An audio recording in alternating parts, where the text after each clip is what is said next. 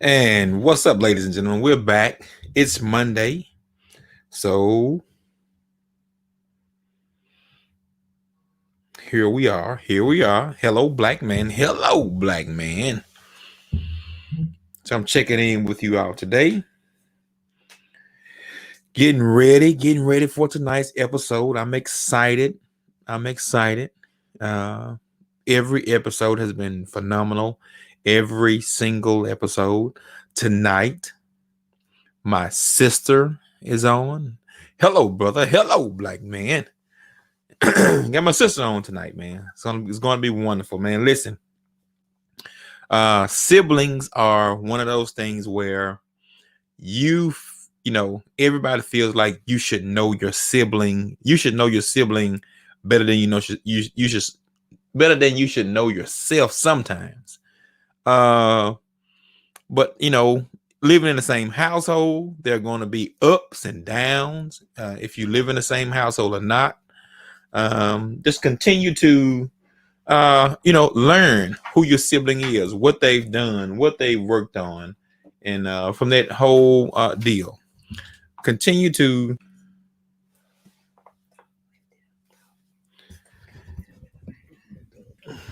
All right, we're moving something around here. What's up? What's up?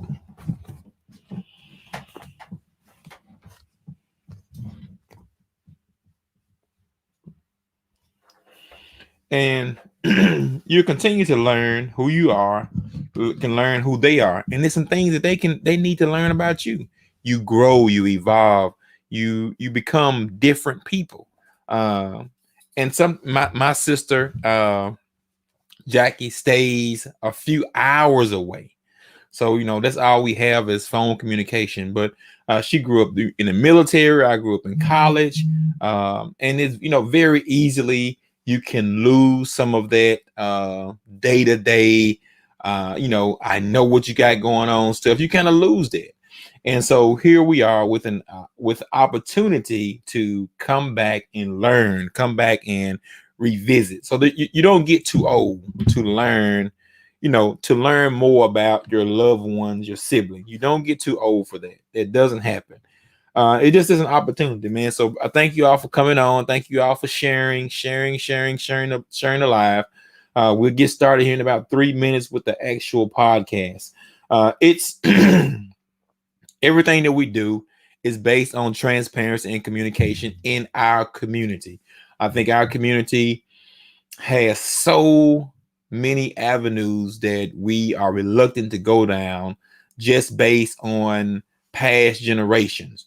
My dad never talked to me about this. My mom never talked to me about this. So then you get into a position where you don't talk to anybody about those things. And that is what the old folks say. Well, that's what a generational curse is. Where nothing gets broken and you go over the same thing and you hold on to some things, and it becomes stagnant. Your family communication becomes stagnant.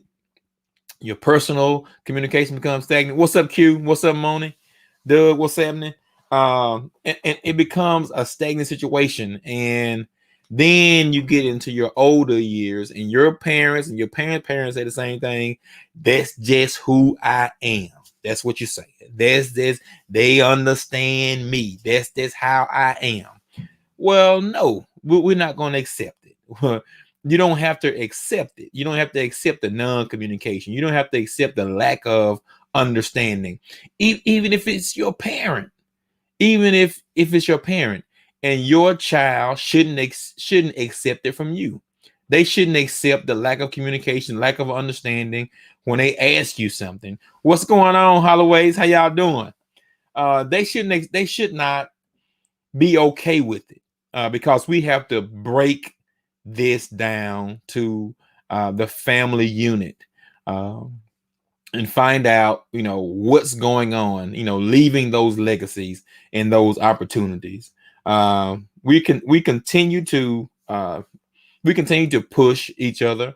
My sister has been a huge component in almost every facet of what I've done. cheering me on, or being a part of uh, those that looking for more from me. Like, okay, Jamestown, you got this. What's next? So I gotta stay on my heels, gotta stay on my toes. That's what a sibling should do. A sibling should push you. If you have a sibling, you should be looking at your sibling not enviously, but you should be looking at them like, wow, my sister's pushing to do certain things. I need to be stepping my game up. You got to have that camaraderie. You have to have that. And me and my sister, we have a little age difference between us, and so it's been an opportunity. It's been some opportunity there. But as far as how much she has pushed me for growth and understanding, it's been absolutely phenomenal. So, without further ado, our guest of the night is coming on. Are you trying to do something? No, I mean, you just back. I don't know what's going on. I just want to make sure.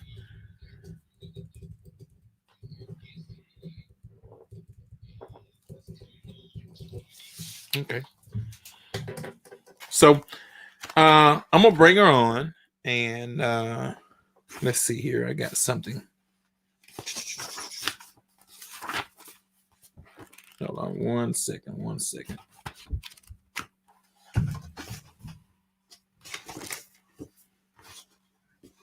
So here we go. My name's Jamie. Her name is Jackie. Her name is Jacqueline. What's up, Jack? Hey, Jamestown. I can't hear you.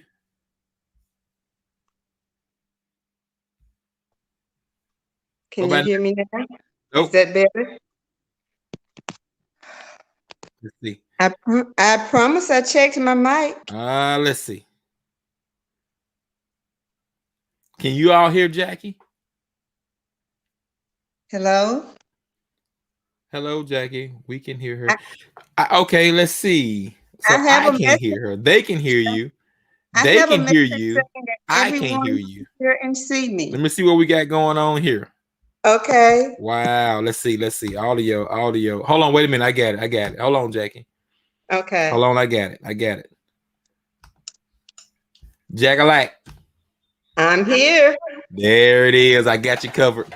We're in the building. Right. Awesome. All right. So you are here on the Hello Black Man podcast. Yes, sir. Yes, sir.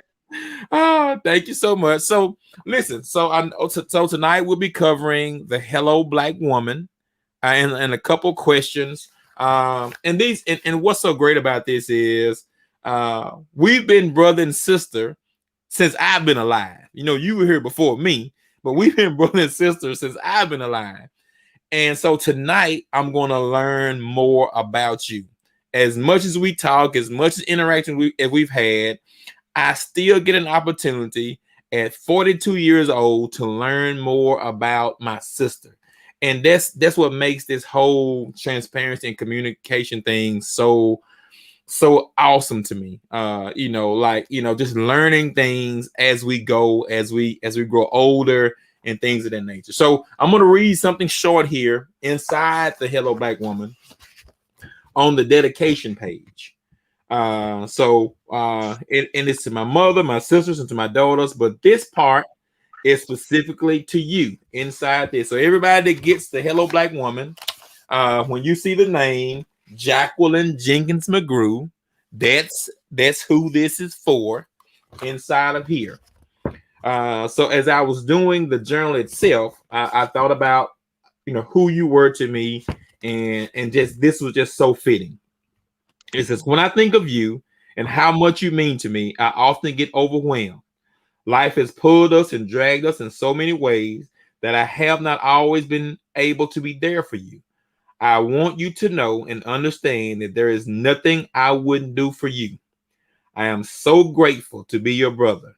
And as we continue to grow in life, I know that our relationship and bond can only get stronger. Thank you for always being here for me when I needed you most. My sister, you are a blessing from God. So that was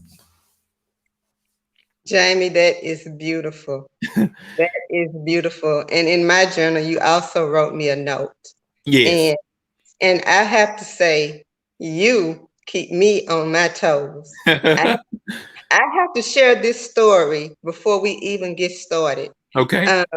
As y'all know, as you know, I'm gonna, be talking a little bit about mental health. But one of the reasons that I do what I do today is because when we were growing up, I grew up in the 70s, and there was not a lot of awareness about mental health. No. There was not. We lived in the rural area. The source of income was limited, and so I truly believe to this day that I had some learning disabilities, and that I had some things that went untreated, and because of that, I end up struggling so hard in school. And so I noticed the big difference as we were growing up. It would take me all night to do my homework. And I would study so hard and so long, and I would read. And then you were a little boy, and growing up before I left going in the Air Force, you didn't even have to study and you could pass. And you would come home and your homework was done in 15 minutes. And I'm like, I would be jealous of you. I would be like, I'm studying all night. I could never, and so. You were. I remember that. I'm studying. Shut my door. I'm studying. I said, you still studying, Jackie? What you studying? Absolutely. And so I struggled so hard. Now, I managed to graduate in the top 10 of my class, but it was hard because I struggled, and I think my teachers probably thought I was a little bit slow or something, but I had a difficult time, but I was persistent. So I just wanted to say, you say you pushed me. I wanted to say, you say I push you, and I'm so glad that I do, but you push me, and so I'll, be able to hopefully have a little time to mention some of the things that I admire about you as well, and some of the things that I try to pattern myself after with you. So we'll start off. Just tell me a little bit about who you are, where you are right now in life, and your career and things of that nature. Okay, that's fair. I am a mother, and I am an aunt. I am a daughter, and of course, I'm a sister. And I have lots of roles. I'm a therapist. I'm a social worker. I have a lot of different roles, but and of course, I am a Christian. I have faith in God and my Lord and Savior Jesus Christ. So all of that makes up who I am. And as far as my career, I am a mental health therapist. I work with traumatized children in foster care. So we refer to these children as children from hard places because they have been separated from their birth parents, maybe due to jail, maybe an addiction, sexual abuse, physical abuse. There's a lot of reasons that a lot of our children get torn and separated from their moms, and they have, as a result of that, a tremendous amount of trauma. And so my role is to help them navigate that. Good deal. So absolutely. So that is so fitting that after your career, you had a career in the Air Force, and then this is a secondary role that you're taking on, a secondary career, and it is in line. I guess I have a career at Nissan, and this career, they're almost parallel to what they're trying to do. And I think that it's definitely nothing that we plan. Hey, what are you finna do? What you gonna do? It's just kind of who we are. We Absolutely. saw what we missed out on. We saw what wasn't popular during our growth and in times of that nature. I know for sure. You say you know for sure you wasn't diagnosed with something. I know for sure I wouldn't diagnose. I know for sure I miss a diagnosis for sure. No doubt about it. And I can remember, teachers asking me in high school, "Do you want some Ritalin?" I didn't know what Ritalin was, but I figured I found out it was lady with something to calm you down. I was Right. like, what is that? And so it's just so phenomenal how God allowed, the universe allowed us to align to both be going down the same, mental health, perseverance and blossoming in our later careers as we pushed. It's just one of those things that I think is absolutely absolutely phenomenal. So tonight we're going to cover a couple questions. You have your journal with you. I do. All right. If you would read the inscription on your journal. Okay. And the inscription is the page that I selected, right? Well, the inscription will be what I wrote to you. Oh, okay. Perfect. The inscription that you wrote to me says, "To Big Kiss. I have taken the words of wisdom from you. I have followed your lead. Love you, Jamie Jenkins." Absolutely. So we're gonna cover a couple of questions. We'll cover. Let's see.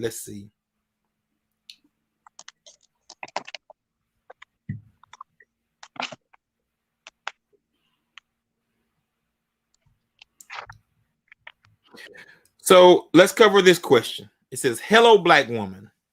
What are some goals that you have accomplished?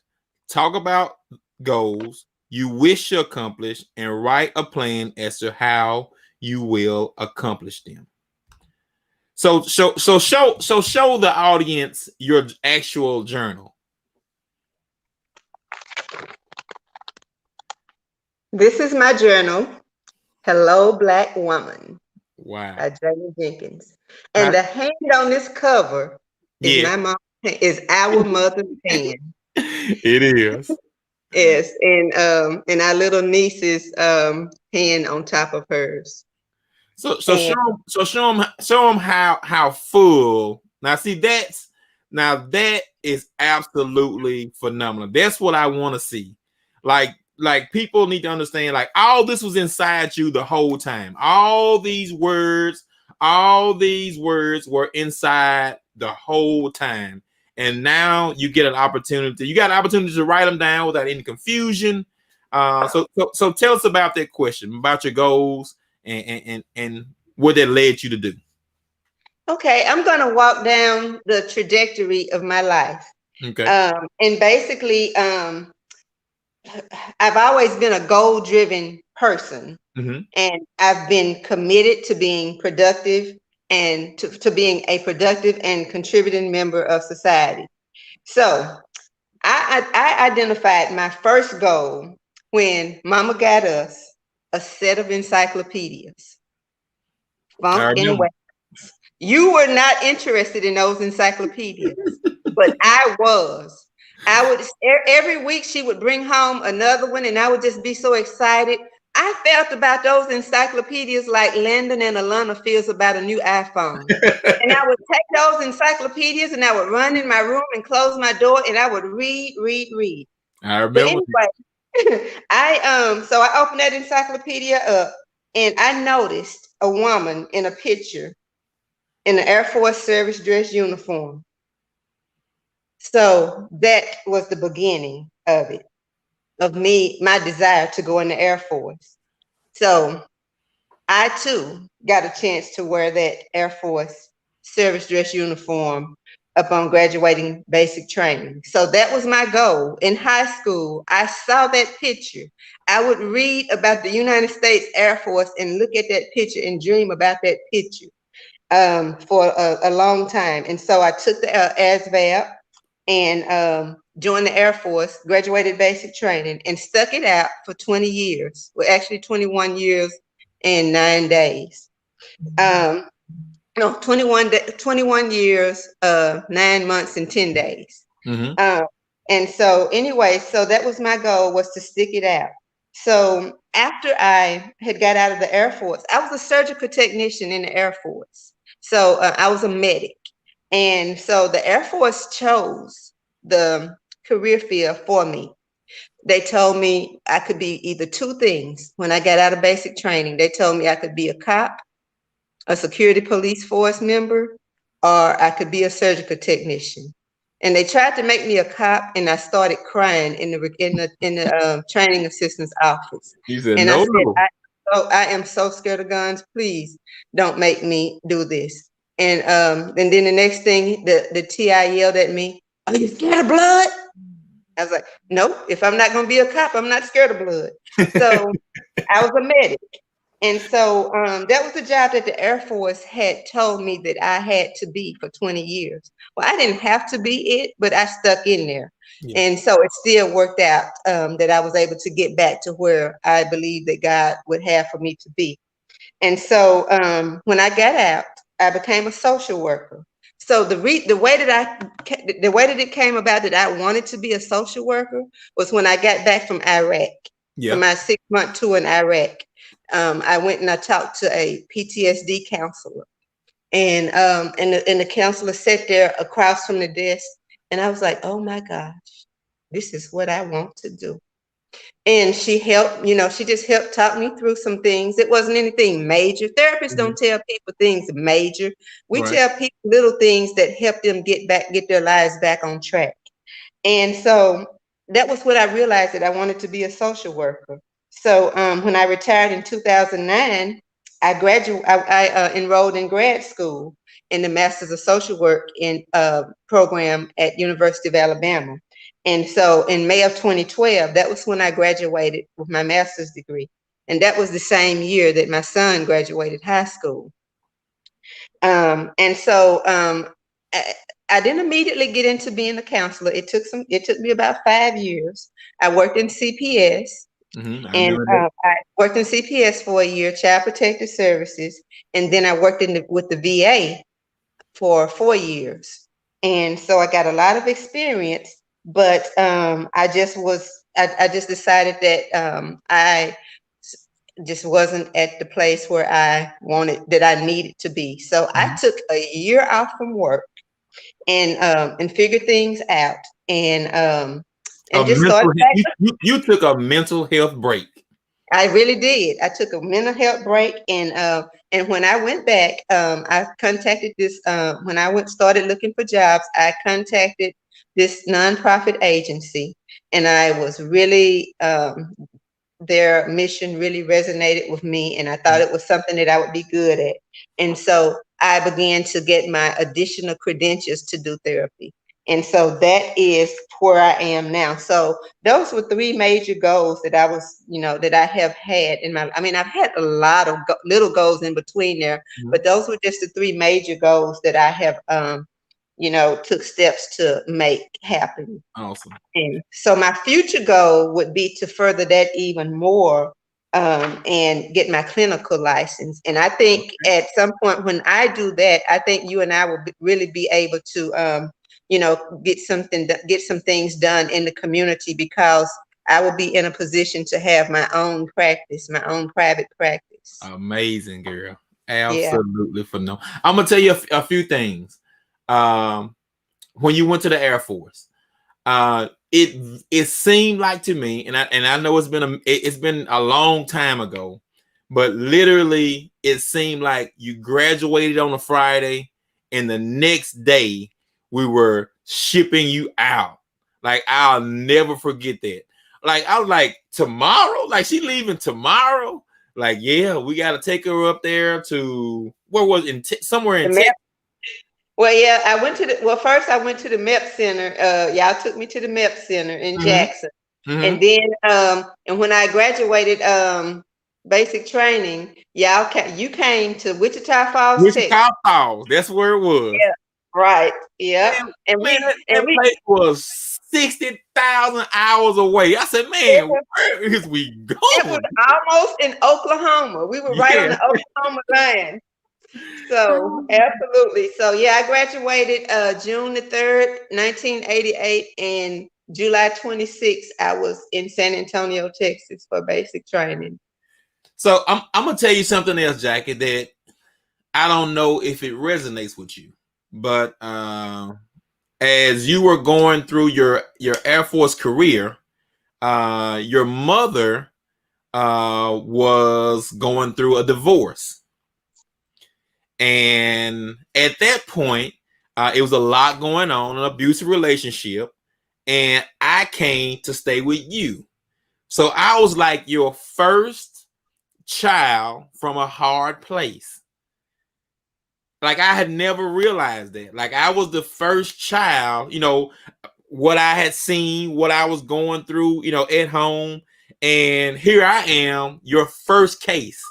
And before you got into it, I mean, you were just dealing with it at the time. And we had a lot of fun. We did. It was always, the sister brother stuff, but we had some fun over there. I'll never forget going to Munich Middle School, thought I was so cool. Just learn, there's new people and stuff like that. So that's just something I had never really thought about, myself. I had never, it didn't cross my mind again until today. Yeah. Wow. You learned to swim. To swim. I was so nervous about you going to that pool. I was like, Lord, if something happened to this child while I'm with him, while he's with me. You learned how to swim. We went to Six Flags. It was just, it was a good experience. And you were never disrespectful to me. You did your homework. I mean, I'm pretty sure I had to. I'm pretty sure you were just smart though, Jamie. I probably didn't even have to say do your homework. I got it. Yeah. Yeah. You was not one to sit down and I was not going to be sitting down with you practicing cursive writing because we wanted to, write real beautiful. No way. Not having that. I would practice cursive writing. I'm like, what? Do what? What was right? Oh wow, that is something. Like it just, like I said, stuff like this is just amazing that we're able to go through. Let's see. I like this one right here. Hello, Black woman. Describe in detail what happy looks like and feels like to you. Okay, that's a good one. I didn't work this one as much as I had intended to, but I will ad-lib it a bit. But to me, happiness is having peace. Peace of mind. I don't think that you can be happy anywhere if you are around chaos. If you're in a abusive environment, if you're being mistreated, if you're being belittled and talked to harshly, I can't see that lining up with happiness. To me, happiness is a place of peace where you come home and you come home to a retreat. You get all of that on the outside, but when you walk in your door, it should be a place where you can get some peace and you can have some enjoyment and you can replenish and nourish yourself. So to me, I'm a very simple person. I don't have to have a lot of, a lot of people might say shopping is going and buying expensive shoes and purses. To me, I like something nice all the time, but it's not, that's not happiness to me. Happiness to me is being with my family, being a daughter. Now that I am, in a better place mentally, I have a relationship with my dad. And happiness is, him coming to visit me and me coming to visit him and us going, down the beach for a cruise. The small Uh, things. just it's small things. We don't do a lot of. We very rarely spend a lot of money when Mhm. when I'm around my family. We cook and we sit at home and we watch movies and we ride down the beach and we just enjoy. So to me, happiness is being with your family. Not be like I say, I cannot stand chaos and I cannot stand in Mhm. anything chaotic and crazy and abusive and disruptive. I cannot. That is not peaceful to me, and that is not happiness to me. So that's happiness. My mom, being there for mom, Mhm. and having a mom to Mhm. be to call up on. That's happiness. And then having a son is really just been my full mission in life. Mhm. And that was the thing that brought a lot of fulfillment in my life. But I'm gonna And tell you what, Jackie. What's so crazy is, not so crazy, but you are one of those people that have made parenting look so easy. Like it just seems so easy. Like Trey is like one of those, like, done nothing wrong. Like he does what he's supposed to do, go where he's supposed to go, work on this. Like it's just, just a complete blessing. And it's, because how he was raised. right. Because he knew, what boundaries were, and you can see it in his tone and his respect. It's just a phenomenal reflection on you as a mother. I 100% agree with that. I made it my mission that he would not end up in jail. He would not end up in trouble. It was my mission that he would not end up a statistic. Right? He Um, phenomenal. and and because I knew what my struggle was Mhm. growing up, with the lack of resources that we struggle, Mhm. and so my mission in life was to set him up for success, Mhm. and so that was my number one goal. He was at school, Mhm. um, teaching him, and the number one thing was it was when I say there was another such thing as mental health. See, you didn't quite get as much of it as I got. Right. Big Mama them, Big Mama them. It wasn't like you didn't hear what I said or you didn't understand what I said. It's like no, you're getting a fist upside your head, Yep. or you getting you getting a big limb put on your backside. So I realized that was not going to help him understand anything. Right. So, I never talked to him and I never belittled him. I only paddled him with a little wooden spoon one time, and he said, "Mama, you don't even need that." And we only had one disagreement growing up as a teenager. Me and him, we had one disagreement, and Jamie, he that disagreement hurt my feelings so bad. He said something smart to me, and I went in my room and locked my door and laid across my bed and cried. And he kept, and I locked my door and he knocked on the door. He said, "Mama, Mama, Mama," and I was like, "Don't talk to me."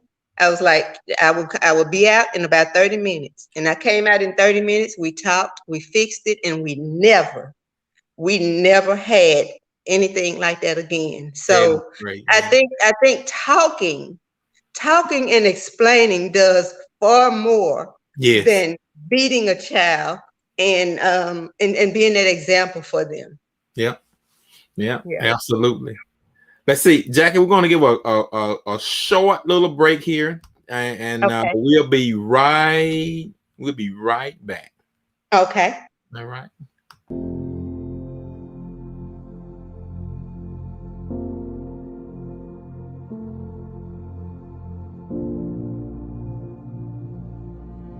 Hello, black man. This guided journal is being made available to build character, confidence, and define the inner person. It has been deemed clear that our culture and our past has hindered black men from being open and vulnerable. Hello, black man. Hello, black man.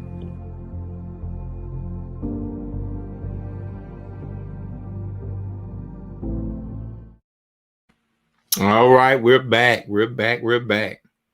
So listen, I can believe that is, for some that may be far-fetched and unbelievable, but the way you and Trey's relationship is, and it's like people say, well, you must be trying to be his best friend and stuff like that. He has the utmost respect for you as his mother, and you all just have a great relationship. I mean, that's pretty much what it. No, there's no other way to describe it. So I've got another question here. It says, "Hello, black woman. What qualities make you a strong person?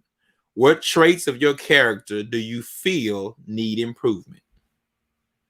Okay, that's a great question, and I was hoping that you would ask that question, Jamie. Let me ask you a quick question first. What year Okay. did you graduate? What year did you graduate Alcorn University? 02. 02. I thought so. Yep. I'm going to tell you, I learned something. Do you remember the person's name that delivered y'all's commencement speech?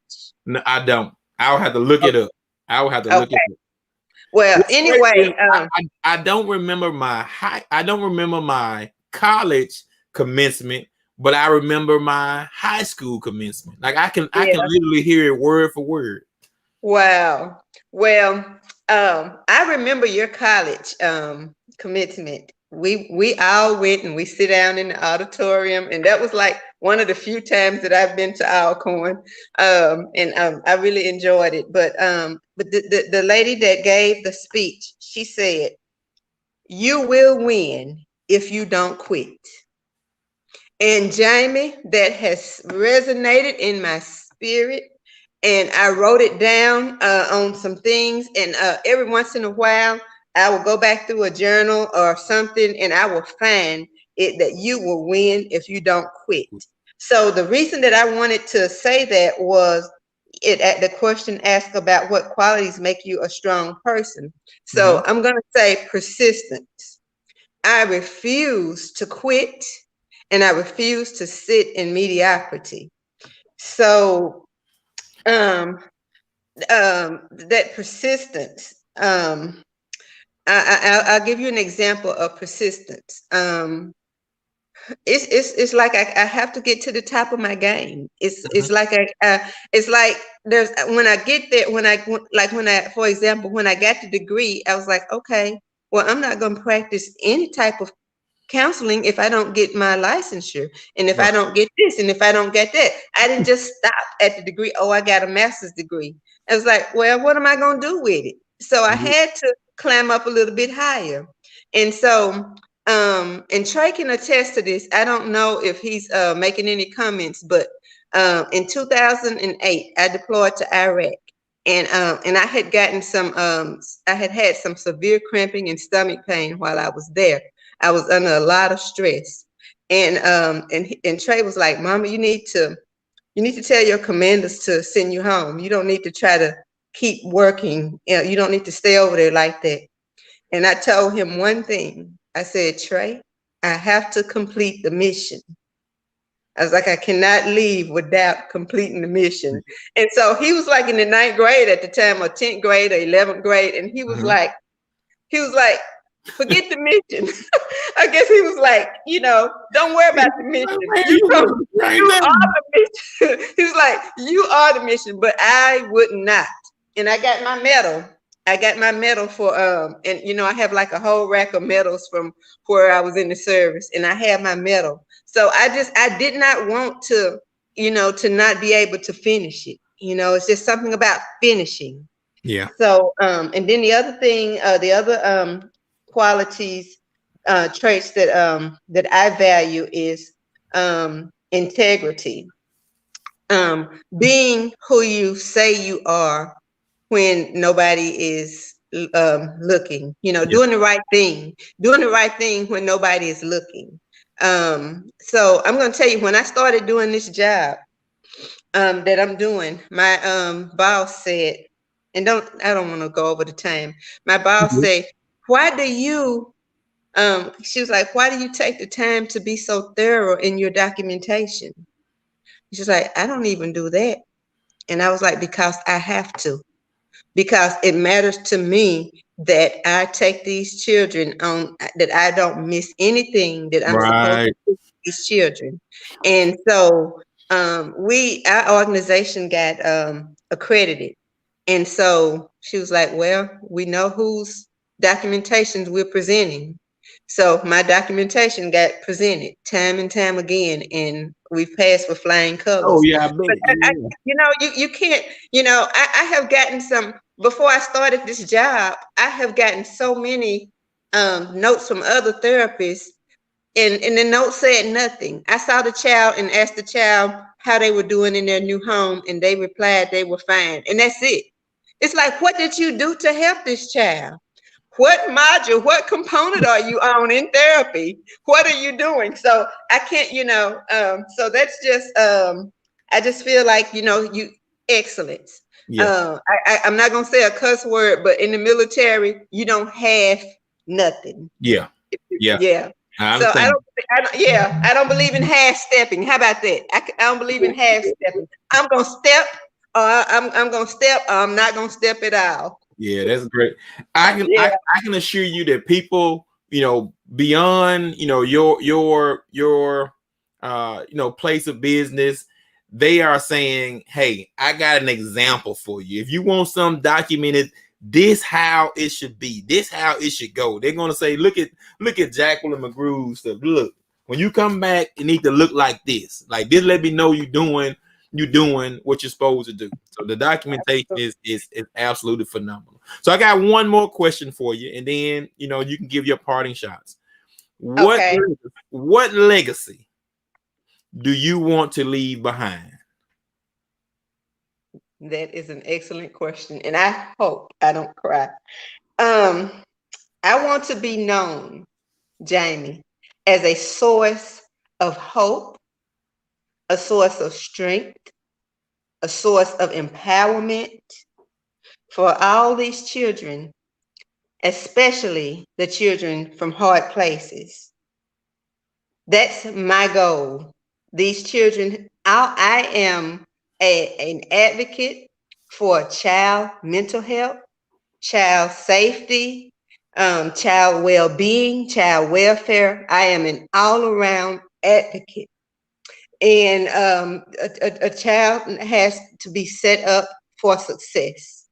So I am an advocate for empowering children.